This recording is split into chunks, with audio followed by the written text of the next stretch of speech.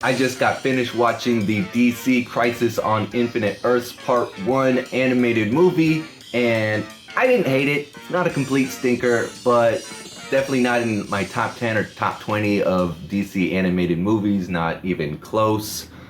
I don't understand why they chose to do a Crisis movie in this Tomorrowverse series of movies that they just kind of got started. They really just got all their chess pieces on the board. We don't have a lot of Elseworld movies in this lineup, so like, what are these Elseworlds? Where did these characters come from? You're just kind of putting them into this movie all of a sudden, all at once, instead of building them up and allowing us to build attachment, allow the stories that you've told to lend meaning to the story that you're trying to tell now. They really are taking advantage of fans' prior knowledge of any Elseworld story that might exist out there. For example, Earth 2, right off the bat, you got Helena Wayne as Huntress and Dick Grayson as Robin, and after Bruce Wayne dies, they do link up and they do protect Gotham.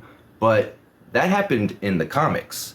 That is a Elseworld comic. There was no Elseworld animated movie to introduce us and make us care. You could say, oh, you had the Justice League versus Crime Syndicate Crisis on Crisis on Two Earths movie. That's not part of the Tomorrowverse, and if you were trying to say that it was, well, then all the Crime Syndicate members die at the end of that movie. It just doesn't build up the material. It really just borrows and grabs and takes in order to set up a story that never needed to be told in the first place. I would have much preferred they had Darkseid come to Earth in part 1, and then part 2 you can go to Apocalypse, make it all big and epic, draw it out like Game of Thrones, bring in all the politics of the new gods. I didn't see the value of a Crisis story when there is no like extra lore. The whole point of Crisis was you had all these, side lores, all these side Earths, and it was getting too crowded. It was getting too hard to tell the A plot line. When in this Tomorrowverse, like, the A plotline hasn't really gotten started.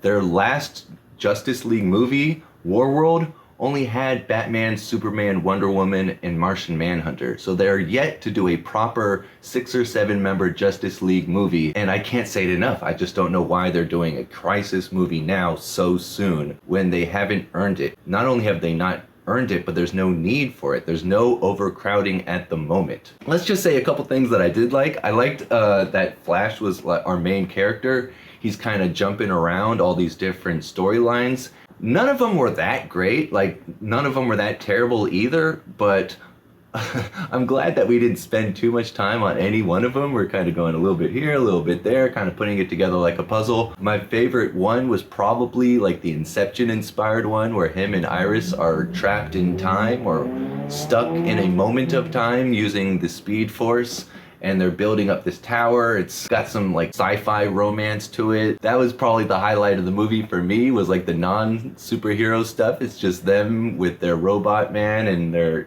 trying to save humanity, and this old couple who won't live to see it sacrifices their lives to save, potentially infinite multiverses, beings across galaxies that they'll never see.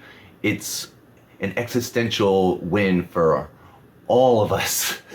Watch it at home and in the movie. I'm curious to see what they do in part 2 now that I've invested myself in part 1. They got their little Infinity War ending with characters dusting. You thought they saved everyone, they built the tower. What is happening now? I do want to see the payoff in part 2, but for the final time, I wish they had just done Darkseid or something else, please. I've been your boy Diesel Time. Those are my thoughts.